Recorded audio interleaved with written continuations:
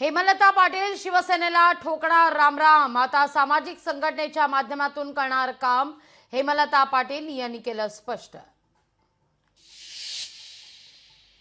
भूसंपादन अधिनियमासंदर्भात सरकारचा मोठा निर्णय।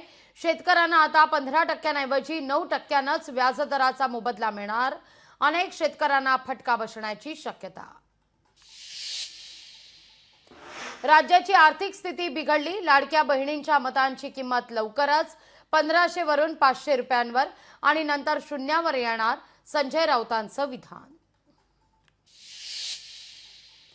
अजित पवार निधी देत नाहीत, शिंदेंची शहांकडे तक्रार। संजय राऊतांचा दावा, राज्याच्या आर्थिक स्थितीमुळे अजितदादाही सध्या चिंतेत, राऊतांचं वक्तव्य। धनंजय मुंडेंकडून मला वाल्मिक कराडच्या एन्काउंटरची ऑफर।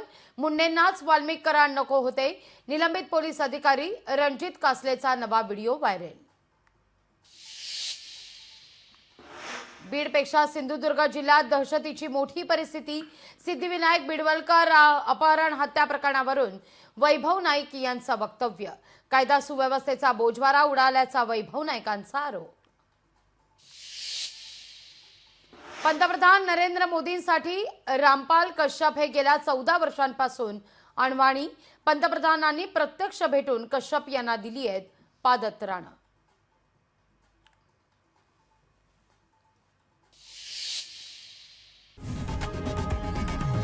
लोकशाही मराठी ऐका, पहा, जागरूक रहा।